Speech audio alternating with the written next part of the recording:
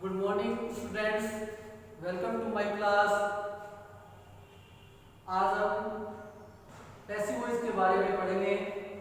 Passive voice के शुरुआत जो है हमने इससे नेक्स्ट क्लास में की थी और उससे आगे पढ़ना शुरू करेंगे।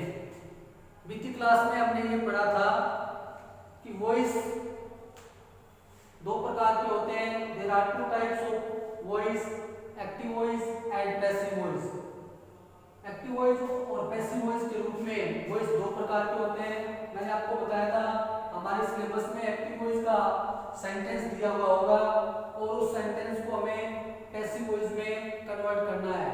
इससे पहले हमने जो है लगभग 4 टाइप के सेंटेंस पढ़े थे, जिनमें प्रेजेंट सिंपल का था, यानी वर्ब की फर्स्ट फॉर्म प्लस एस या ईएस जो है जिस सेंटेंस में था उसका हमने पैसिव वॉइस बनाकर देखा था। इसके अलावा वर्ब की सेकंड फॉर्म का देखा था और फर्स्ट फॉर्म प्लस वर्ब में आईएनजी का भी देखा था हमने, जिसमें is, are, am plus verb की फर्स्ट फॉर्म प्लस आईएनजी। मैंने आपको बताया था प्रेजेंट सिंपल। तो ये सब हम पढ़ चुके हैं। तो जिसमें वर्ब की फर्स्ट फॉर्म का, सेकंड फॉर्म का और is, are, am plus verb में आईएनजी, इन सब का अध्ययन हमने किया था। अब हम उससे आगे का अध्ययन करेंगे, यानी आगे जो है हम चलते हैं, इससे आगे चलते हैं किस प्रकार हम एक्टिव वॉइस वाक्यों से पैसिव वॉइस बनाते हैं। तो अब हम बात करेंगे जिन सेंटेंस में मॉडल्स दिया हुआ होता है, जिन सेंटेंस में मॉडल्स दिया हुआ होता है उसका पैसिव वॉइस किस प्रकार से बनाते हैं। तो मॉडल्स एक साइक्लिया का कार्य करती है। किसी भी वाक्य में जब मॉडल्स होती है तो एक हेल्पिंग वर्ब का कार्य करती है। जिस सेंटेंस में मॉडल्स होता है उनका पैसिव वॉइस कैसे बनाते हैं। जैसे हमारे पास सेंटेंस है, Hari will write a book. Sentence है Hari will write a book. आपको क्या करना है, तरीका वही अपनाना है जो इससे पहले वाक्य में हमने अपनाया था। किसी भी सेंटेंस को एक्टिव वॉइस से पैसिव वॉइस में बदलने के लिए सबसे पहले सब्जेक्ट, उसके बाद हेल्पिंग वर्ब, वर्ब, ऑब्जेक्ट, इनकी पहचान करते हैं। तो मॉडल जो है हेल्पिंग वर्ब का कार्य करिए, subject, helping verb, main verb, object. अब आपको क्या करना है, ऑब्जेक्ट को सब्जेक्ट के स्थान पर स्थानांतरित करना है और सब्जेक्ट को ऑब्जेक्ट के स्थान पर। तो सेंटेंस हो जाएगा ए बुक। इसके बाद साइक्लिया यही काम में लेनी है, ए बुक विल। अब आपको विशेष ध्यान क्या रखना है, वो है जिस सेंटेंस में मॉडल दिया हुआ होता है उस सेंटेंस में आपको बी जोड़ना है। क्या जोड़ना है, बी। तो प्लस बी करना है, ये विशेष ध्यान रखना है। तो एक बुक विल बी, और इसको थर्ड फॉर्म बना दीजिए, रिटन बाय हरी। यहाँ पर कोई नाउन है तो वो परिवर्तित नहीं होगी, जो का क्यों आएगा। लेकिन यदि कोई प्रोनाउन है तो वो आपको मैंने इससे पिछली कक्षा में बताया था, वो उस हिसाब से परिवर्तित करनी है या उस हिसाब से चेंज करनी है। इसी प्रकार हम एक और सेंटेंस देखते हैं, you must write a novel. You must write a novel. Change करेंगे, सबसे पहले subject, helping verb, main verb, object, स्थान परिवर्तित कीजिए, a novel must be, third form बना दो, written by you. A novel must be written by you. इस प्रकार से हम इसको चेंज कर सकते हैं। इसी प्रकार यदि इसका इंट्रोगेटिव देखते हैं तो आप कैसे होगा। हमारे पास एक सेंटेंस है, will Hari sing a song. Will Hari sing a song. This is interrogative sentence. ये प्रश्नवाचक वाक्य है। यदि किसी वाक्य में सब्जेक्ट से पहले साइक्रिया हो तो वो सेंटेंस इंट्रोगेटिव सेंटेंस कहलाएगा, प्रश्नवाचक वाक्य कहलाएगा। There are two types of interrogative sentence. Interrogative sentence दो प्रकार के होते हैं, एक WH वर्ड से शुरू होते हैं और दूसरा हेल्पिंग वर्ब से शुरू होता है। जो पर्सन हेल्पिंग वर्ब से शुरू होता है उसका आंसर हमेशा यस या नो होता है, इसलिए से यस या नो टाइप वाले क्वेश्चन भी कहते हैं। Hari will Hari sing a song. इसी को हम चेंज करेंगे, तरीका सेम वही रहेगा। अपने को क्या करना है, सबसे पहले सब्जेक्ट वर्ब हेल्पिंग वर्ब की पहचान करनी है। Helping verb, subject, verb, object. Sentence का अर्थ परिवर्तित नहीं होना चाहिए। ये मैंने आपको पिछली कक्षा में भी बताया था कि किसी भी सेंटेंस को एक्टिव वॉइस से यदि पैसिव वॉइस बनाते हैं उस दौरान उस शब्द का शाब्दिक अर्थ परिवर्तित नहीं होना चाहिए, उसका अर्थ चेंज नहीं होना चाहिए, अर्थ सेम रहना चाहिए। जैसे मैंने आपको बताया था I like eating, tea is liked by me. मैं चाय पसंद करता हूँ, चाय मेरे द्वारा पसंद की जाती है। तो बात तो एक ही है ना, अर्थ परिवर्तित नहीं हो रहा। तो इसी प्रकार इसको इंट्रोगेटिव रखना हमें। तो will Hari sing a song, sentence क्या है, will Hari sing a song. तो सबसे पहले विल से शुरुआत हो जाएगी, विल, इसके बाद ए सॉन्ग, क्योंकि ये सॉन्ग यहाँ आ जाएगा तो विल ए सॉन्ग। अब साइकिल का पहले आ गई है तो बी इसके बाद लगा दीजिए, तो विल ए सॉन्ग बी, और सिंग की थर्ड फॉर्म हो जाएगी संग बाय। इसमें सब्जेक्ट क्या है, हरी, एक नाउन है तो नो चेंज, तो बाय हरी, और प्रश्नवाचक चिन्ह। इस प्रकार से आपको परिवर्तित करना है। तो किसी भी सेंटेंस में यदि कोई मॉडल है तो उसका पैसिव वॉइस बनाते समय आपको बी का उपयोग करना है, बी लगाना है। बी मुख्य क्रिया से पहले और हेल्पिंग वर्ब के तुरंत बाद यूज करनी है। तो इस प्रकार से हम इसको चेंज करेंगे। इसी प्रकार हम अगला पैटर्न देखते हैं, अगले टाइप पे देखते हैं। तो नेक्स्ट जो है वो है गोइंग टू। गोइंग टू वाले जो सेंटेंस है उनको हम कैसे परिवर्तित करेंगे। गोइंग टू भी एक प्रकार का जो है मॉडल्स के रूप में कार्य करता है, या यूं कहें कि हेल्पिंग वर्ब के रूप में कार्य करेंगे। तो गोइंग टू वाले, गोइंग टू वाले सेंटेंस यदि दिए हुए हैं तो उनका पैसिव वॉइस कैसे बनाते हैं। हमारे पास सेंटेंस है she is going to cook food. Sentence है she is going to cook food. Sentence है she is going to cook food. तरीका वही बनाना है। इसी में आपको क्या करना है, गोइंग टू के बाद बी का यूज करना है, यानी बी जोड़ना है, और बाकी सेम वही तरीका। She subject, helping verb, main verb, और कुक वर्ब, ऑब्जेक्ट। चेंज करेंगे फूड। इसके बाद आपको साइकिल लगानी है। वाक्य प्रेजेंट टेंस का है, सिंगल नंबर है, इसलिए is, food is going to be. Third form बना दीजिए, कुक्ड बाय, सी चेंज हो जाएगा हर में, she is going to be cooked by her, या food is going to be cooked by her. इस प्रकार से आपको इसे चेंज करना है। इसी प्रकार एक और सेंटेंस लिखिए, दूसरा, the teacher was going to punish the students. द टीचर was going to punish the students। Sentence है the teacher was going to punish the students। यहाँ पर सेम वही पैटर्न चलेगा। the teacher सब्जेक्ट है, was helping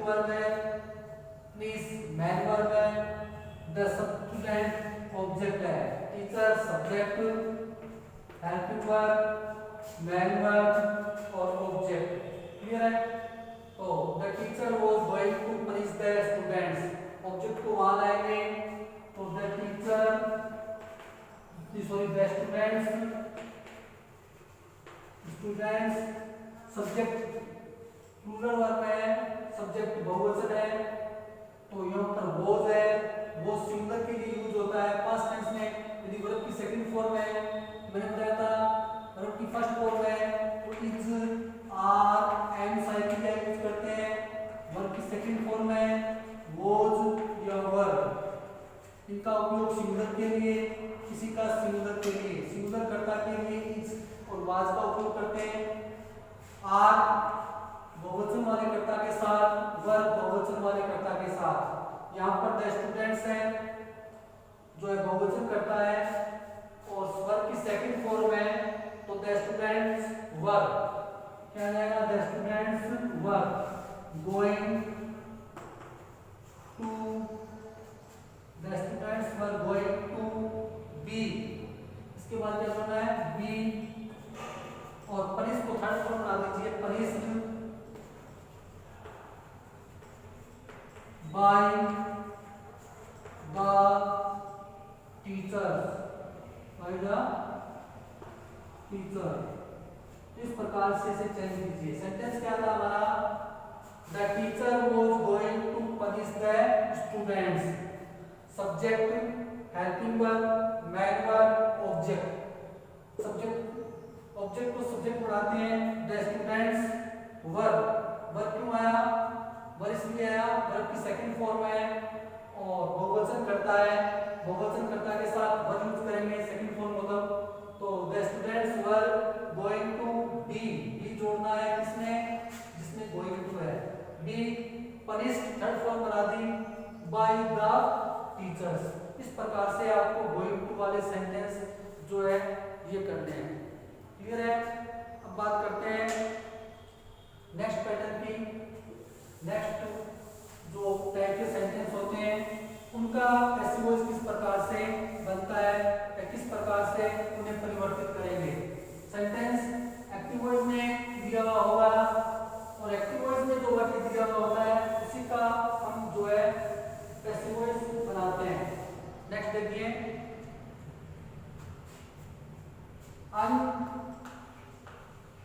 unimportant subject. Unimportant subject से मतलब है महत्वहीन कर्ता, महत्वहीन कर्ता। कुछ सेंटेंस ऐसे होते हैं जिनमें सब्जेक्ट अनइम्पोर्टेंट होते हैं। अनइम्पोर्टेंट से मतलब है महत्वहीन कर्ता होते हैं। जो महत्वहीन कर्ता वाले सेंटेंस होते हैं वो किसी समूह का बोध करते हैं। जैसे मान लीजिए किसी वाक्य में सब्जेक्ट किसी समूह का बोध करता हो, ऐसे कर्ताओं को हम महत्वहीन कर्ता कहते हैं। जैसे देखते हैं किसी वाक्य में सब्जेक्ट होता है people, some people, someone, somebody, public, they, we। ऐसे सब्जेक्ट किसी समूह का बोध करते हैं। जिस वाक्य में इस टाइप के सब्जेक्ट्स हो वो किसी समूह का बोध करते हैं और ऐसे सेंटेंस वाले जो वाक्य होते हैं उनमें कर्ता अनइम्पोर्टेंट होते हैं, महत्वहीन सब्जेक्ट होते हैं। इस प्रकार के वाक्यों का हम पैसिव वॉइस कैसे बनाते हैं। इनमें आपको क्या करना है, बाय नहीं लगाना है, बाय नहीं लगाते हैं। जैसे एग्जाम्पल देखते हैं इसी सेंटेंस का। पहला वाक्य है people take tea in the morning। People take tea in the morning. Sentence में सब्जेक्ट पीपल है जो किसी समूह का बोध कर रहा है, क्योंकि इसमें बहुत सारे लोग हैं, किसी समूह का बोध कर रहा है, तो इसका मतलब यहाँ पर कर्ता जो है अनइम्पोर्टेंट है, महत्वहीन है। तो ऐसे सेंटेंस का कैसे यूज कर सकते हैं? सबसे पहले सब्जेक्ट, इसके बाद टेक मुख्य वर्ब है, टी ऑब्जेक्ट है, इसके बाद इन the morning. In the morning जो है ये अदर वर्ड है, अन्य शब्द है, एक प्रकार की फ्रेज है। ये क्या है?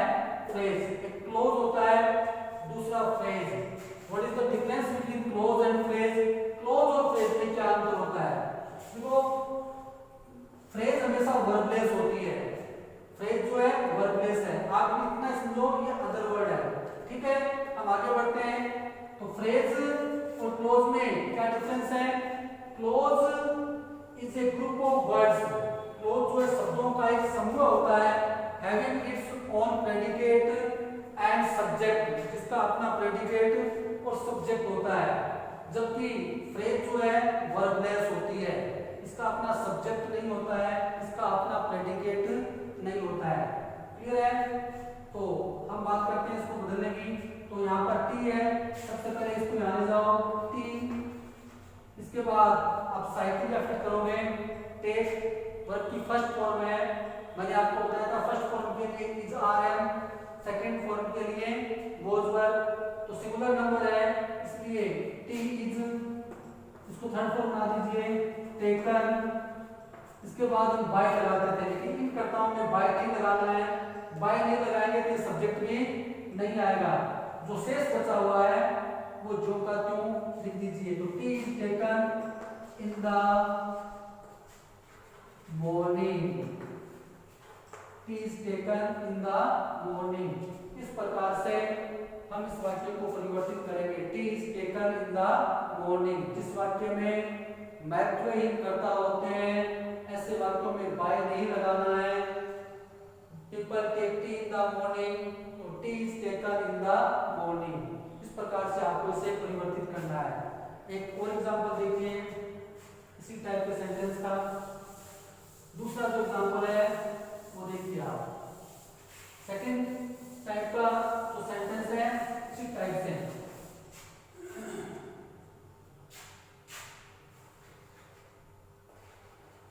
Some people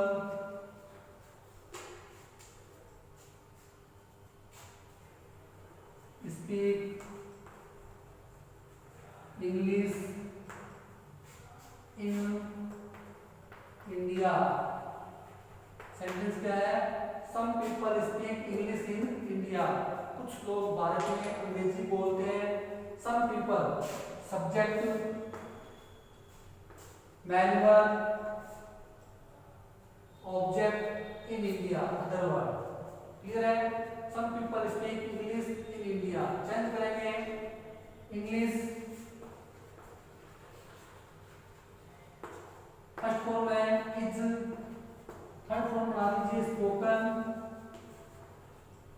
सम पीपल नहीं आएगा तो इंग्लिश इज स्पोकन, शेष बचा हुआ है इन इंडिया। इस प्रकार से इसको परिवर्तित करेंगे। नेक्स्ट एग्जांपल देखिए, people eat rice all over the world. People eat rice all over the world. Change करो subject, verb, object, all over the world, other world. एक प्रकार की फ्रेज है। Rice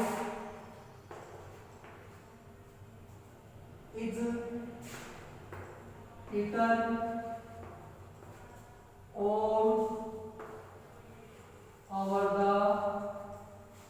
world. Rice is eaten all over the world. इस प्रकार से जो इसे परिवर्तित करेंगे। तो कहने का मतलब ये, जिन सेंटेंस में सब्जेक्ट महत्वहीन होता है, अनइम्पोर्टेंट कर्ता होता है, उस सेंटेंस में आपको बाय का यूज नहीं करना है। इस प्रकार से उन्हें जो है परिवर्तित आपको जो है इस प्रकार के सभी सेंटेंस का अभ्यास करना है। हमने जो नेक्स्ट क्लास में देखा था उस टाइप के और इस जो आज की क्लास में देखा है इस टाइप के सभी सेंटेंस का आपको जो है अपनी नोटबुक में इन्हें लिखकर प्रैक्टिस करनी है।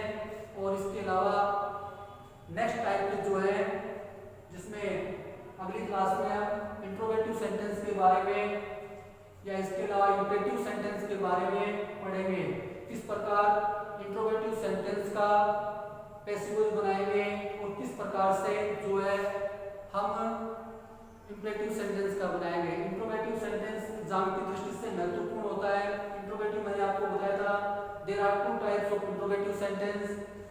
आपको WH वर्ड और हेल्पिंग वर्ब दोनों ही टाइप के सेंटेंस का पैसिव वॉइस विशेष रूप से देखना है। तो आपको अभी आज और कल की क्लास में जो सेंटेंस हुए हैं उनका रिपीटिशन करना है, उनको दोहराना है और इस प्रकार से आपको इनकी बार बार प्रैक्टिस जो है हेल्पफुल होगी। क्योंकि प्रसिद्ध राइटर बेकन ने कहा था practice makes a man perfect. Practice makes a man perfect. अभ्यास व्यक्ति को दुरुस्त बनाता है। बार बार जितना अधिक आप अभ्यास करोगे उतनी ही आपकी जो है पकड़ इस सब्जेक्ट पर या इस टॉपिक पर मजबूत होगी। क्लियर है? तो नेक्स्ट क्लास में हम इंट्रोगेटिव सेंटेंस और WH वर्ड और उसमें हेल्पिंग वर्ब दोनों वाले देखेंगे। इसके अलावा इंपेरेटिव सेंटेंस जो है उसका भी देखेंगे। क्लियर है? तो आज के लिए हम आपको जो होमवर्क के रूप में कुछ सेंटेंस में आपको दे रहा हूँ, विशेष रूप से आप इसे देखिए। सिर्फ ज़्यादा सेंटेंस नहीं, कुछ ही सेंटेंस जो है आपको दे रहा हूँ, वो सेंटेंस आपको प्रैक्टिस के रूप में करनी है। 5 सेंटेंस लिख रहा हूँ, 5 सेंटेंस विशेष रूप से ध्यान रखना है। 5 सेंटेंस कौन कौन से हैं? देखिए, पहला है she is making tea.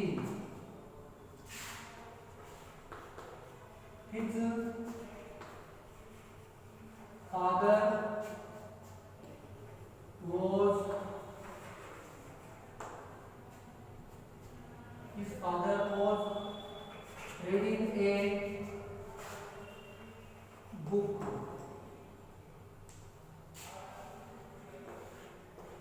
She will write a story.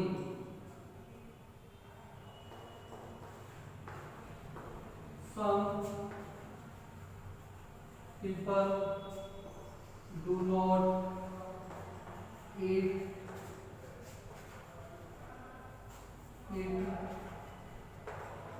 onions. कुछ लोग प्याज नहीं खाते हैं।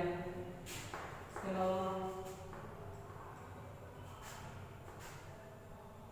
देखिए he is going to play football